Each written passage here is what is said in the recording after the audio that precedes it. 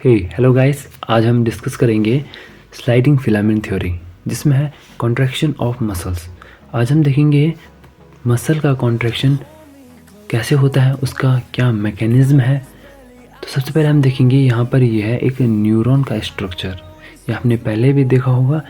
Neuron के and पर होते हैं कुछ टर्मिनल बटन्स। इन टर्मिनल बटन्स को बोलते हैं साइनेप्टिक नोड। इन टर्मिनल बटन के अंदर पाए जाते हैं वेसाइकल्स, और जो ये वेसाइकल्स होते हैं इनके अंदर पाए जाते हैं कुछ न्यूरोट्रांसमीटर जिसको बोलते हैं एसिटाइलकोलिन या फिर ACH। ये यहाँ पर हमारा प्रेजेंट है मसल, और ये हमारा है न्यूरॉन। तो जो न्यूरॉन और मसल के बीच का जो एरिया होता है उसे हम बोलेंगे न्यूरोमस्कुलर जंक्शन या फिर साइनेप्टिक क्लेफ्ट। तो ये था कुछ बेसिक सा स्ट्रक्चर। अब हम देखेंगे कि कॉन्ट्रैक्शन ऑफ मसल प्रॉपर किस तरीके से होता है।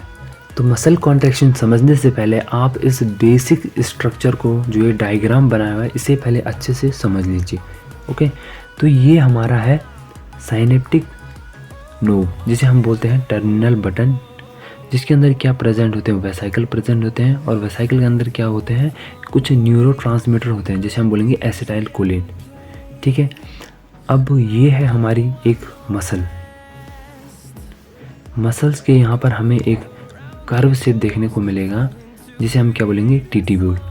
ठीक, अब मसल के अंदर क्या है, हमें एक सार्कोप्लाज्मिक रेटिकुलम देखने को मिलेगा जिसके अंदर क्या प्रेजेंट होता है, कैल्शियम प्रेजेंट होते हैं। अब यहाँ पर हमें एक मायोफिब्रिल्स देखने को मिलेगा।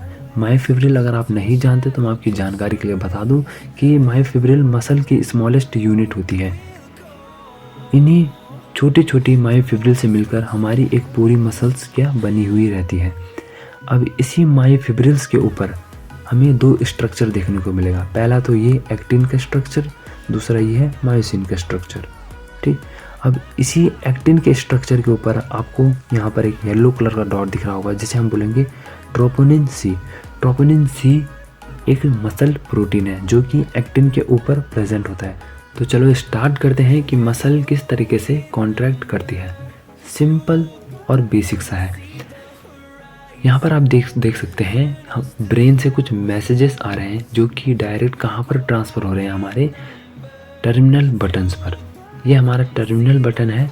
इस टर्मिनल बटन के अंदर हमारे क्या वेसाइकल प्रेजेंट होते हैं। उन वेसाइकल से न्यूरोट्रांसमीटर एसिटाइलकोलिन रिलीज होगा और मसल्स के जो रिसेप्टर होते हैं उन पर क्या करेगा, बाइंड करेगा। बाइंड करने के बाद एसिटाइलकोलिन क्या है, जो मसल्स की सार्कोलेमा है। सार्कोलेमा क्या होती है, मसल्स की आउटर लेयर होती है। तो एसिटाइलकोलिन इस सार्कोलेमा में क्या करेगा, ट्रैवल करेगा। ट्रैवल करने के बाद क्या है, जो हमारा टिट्यूब्यूल है, जो एक कर्व हमें देखने को मिल रहा था, तो एसिटाइलकोलिन वहाँ से मसल्स के अंदर एंटर करेगा। एंटर करने के बाद जो एसिटाइलकोलिन है वो हमारा सार्कोप्लाज्मिक रेटिकुलम के ऊपर एक्ट करता है, जिसकी वजह से क्या होता है, जो कैल्शियम होता है वो क्या बाहर आ जाता है।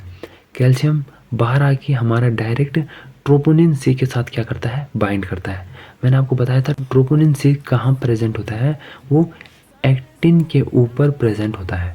ठीक, तो ये कैल्शियम है। कैल्शियम ट्रोपोनिन सी के साथ आके बाइंड हो जाता है। तो जैसे ही कैल्शियम ट्रोपोनिन सी के साथ बाइंड करेगा, ट्रोपोमायोसिन अपनी जगह क्या करेगा, छोड़ देगा।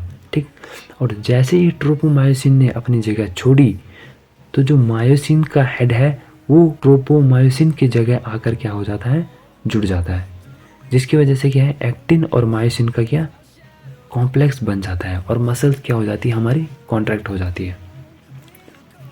ठीक, अब यहाँ पर मैंने एक फ्लो चार्ट बनाया है, सिंपल और आसान सा है समझने के लिए। तो पहले देखिए, acetyl rotate in whole sarcolemma. तो एसिटाइलकोलिन जैसे ही मसल्स के रिसेप्टर के साथ बाइंड करेगा, पूरे सार्कोलेमा में क्या करेगा, रोटेट करेगा एंड एंटर फ्रॉम टिट्यूब्यूल, और टिट्यूब्यूल से क्या करेगा, एंटर करेगा।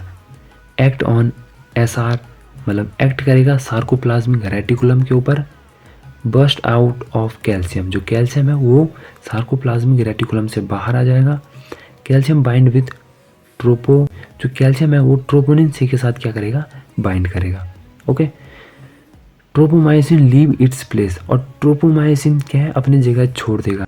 The myosin had attach in place of tropomyosin, actin myosin complex, actin और मायोसिन का कॉम्प्लेक्स बनेगा और मसल्स यहाँ पर कॉन्ट्रैक्ट हो जाएगी।